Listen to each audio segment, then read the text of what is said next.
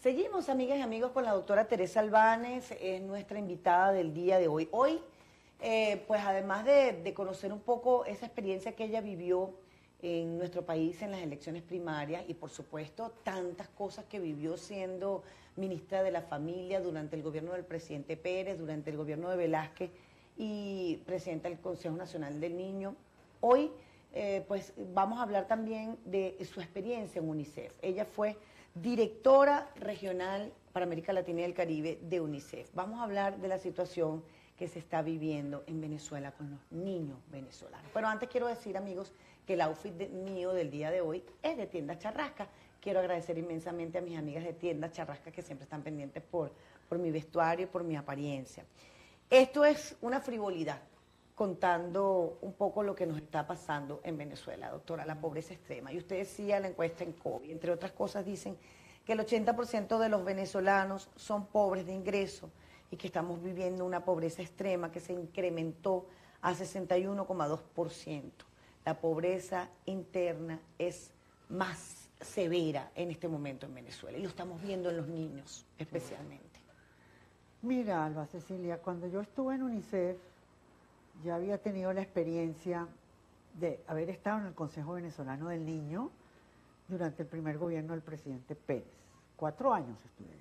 Y allí tuve oportunidad de conocer, ya en esos años, la fragilidad de la situación de los niños, no de todos naturalmente, y cómo, digamos, muchísimos hogares no podían responder adecuadamente a la satisfacción de las necesidades y exigencias que tienen los niños. Con ese conocimiento del país me fui a UNICEF. Sí, al terminar el gobierno del presidente Pérez, yo me fui fuera del país, a Colombia, donde dirigí la oficina regional para toda la región. Viajé desde México hasta Argentina. Todos esos países los conocía y tenía UNICEF programas en todos esos países. Y fui aprendiendo cómo una frase evangélica era el propósito de UNICEF, uno de ellos. Y era para que todos los niños tengan vida y la tengan en abundancia. Y yo dije, este tiene que ser en América Latina nuestro propósito. Que los que nacen, nazcan bien, vengan bien, y que su vida sea con una satisfacción adecuada de sus necesidades fundamentales.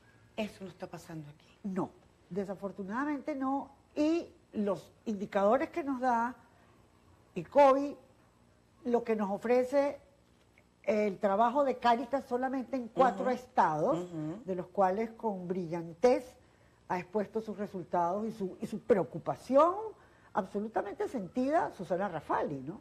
Lo ha dicho muy claramente, es decir, el grado de emergencia y de vulnerabilidad ya no solamente de esa familia, sino de la sociedad venezolana. Sí.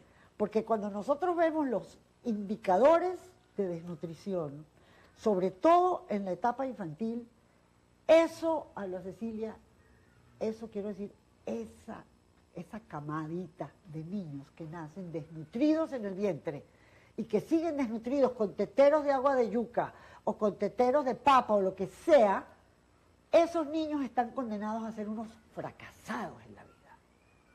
Y por eso digo, para que tengan vida y la tengan en abundancia, el propósito fundamental de una sociedad y de un gobierno debe ser la felicidad de sus ciudadanos, la satisfacción de los derechos de los ciudadanos. Y si es que esos niños llegan a crecer, doctora Albánez, porque el tema es que se están muriendo totalmente por la malnutrición. Pero se mueren, Alba Cecilia, pero hay una muerte, si tú quieres, hay una vida disminuida que se prepara para esos niños por todas esas carencias y por todas esas falencias. De tal manera que yo he llegado a decir en algunos momentos, y se lo dije a un líder político muy conocido hace algunos meses, que yo, personalmente, a veces prefería que esos niños se murieran y no que siguieran viviendo. Esos son los sobrevivientes que vamos a cargar sus familias y la sociedad venezolana durante muchos años porque no van a ser niños con capacidad para aprender.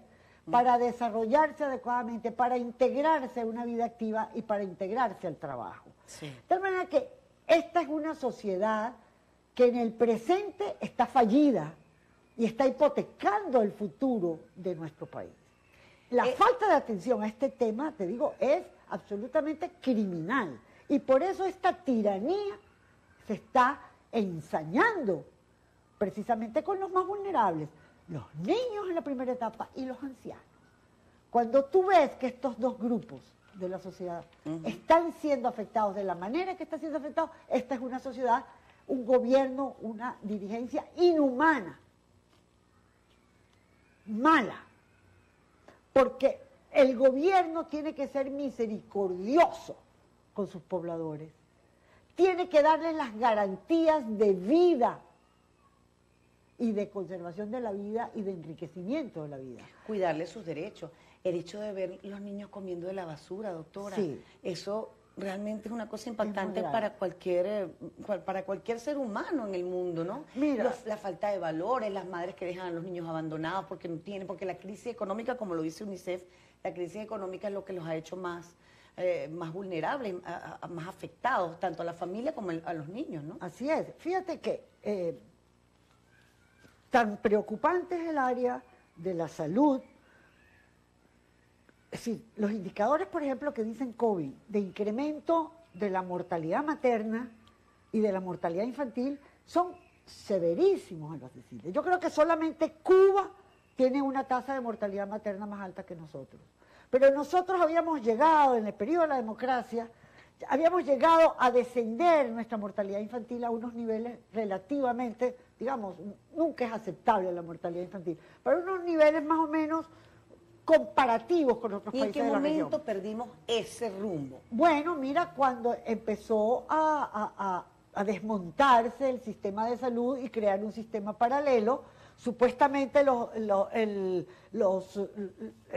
sistema de salud creado por Chávez, de los barrios adentro, etcétera, inicialmente parecía una idea adecuada porque era aproximar el servicio a la gente, pero desmontaron el sistema de salud, que era muy bueno, con sus fallas, pero era un sistema bueno, era un sistema que había mantenido las enfermedades infecciosas y contagiosas a raya. La malaria no había alcanzado las cotas que tiene en este momento, han reaparecido enfermedades que estaban erradicadas. Sí. ¿Eso qué indica? Eso indica gobierno malo, inmisericordia, además totalmente violador de su Constitución. El gobierno le cae a tiros todos los días a la Constitución, a los derechos tuyos, de tus hijos, de los míos, de nuestra familia, diariamente. En esa Constitución se estima pues, el derecho, por ejemplo, a la alimentación. Y en esta encuesta en COVID, doctora Teresa Albáñez, hablan de solo un 31% de la población recibiendo las famosas bolsas CLAC, que incluso sienten muchas de esas familias que las reciben que es la única manera que tendrán de comer, porque así está siendo. Y eso crea, Ana Cecilia, una servidumbre que se vuelve una servidumbre voluntaria. Porque esas familias que dependen de la bolsa CLAP y del carnet de la patria están supeditadas y están agradecidas a que lo reciben. Esto es, mira, analizado desde el punto de vista de la ciencia política, lo que está pasando en Venezuela es lo que un gran autor del siglo XVI, creo que fue Etienne de la Boétie, escribió sobre la servidumbre voluntaria. Ya un sector de la población, el sector que utiliza las cajas CLAP, se ha vuelto siervo, se ha vuelto dependiente, se ha vuelto esclavo. Y nosotros tenemos que salir de esto. Otra área que a mí te quería decir antes que en el área de salud, los dos indicadores más severos de cómo una sociedad se desbarranca son los que te mencioné antes. El aumento de la mortalidad infantil, que es la muerte en el primer año de vida, ¿verdad? Con ocasión del parto, ¿no? Y en segundo lugar, la mortalidad materna. Estos dos indicadores son los que dicen, de alguna manera, la salud de una población, la salud civil y política de un país. Cuando los niños se mueren más y cuando las embarazadas o las parturientas o las que acaban de parir se mueren, esos son los indicadores más perversos, más dicientes del grado de derrota social y política de una población. El otro es el tema de la educación. Nuestros muchachos están siendo engañados, vilmente engañados cuando los gradúan de bachiller, cuando ingresan a una universidad y no pueden seguir porque no estudiaron las materias fundamentales del currículum. Este es un país que, en consideración a lo que está pasando en el área educativa, está hipotecado por muchos años. Vamos a hacer la pausa. Contundente las declaraciones de la doctora Teresa Albáñez. Me provoca dejarla hablar solita porque la verdad es que es impresionante, pues en base a su experiencia, lo que ella nos está contando de lo que debería ser una Venezuela, cónchale, que todos los venezolanos quisiéramos tener, y lo que estamos viviendo es realmente todo lo contrario. Vamos a hacer la pausa y ya para el final de nuestro programa conversar con ella de cómo ve ella la salida a esta situación. Ya ha anunciado algunas cositas por allí, pero en solo minutos regresamos con ustedes aquí en Alba Cecilia en directo. Gracias a nuestros amigos del Instagram también que continúan allí con nosotros, pendientes de esta entrevista. Y entonces ya en esta última parte concluimos la entrevista con la doctora Teresa Albáñez.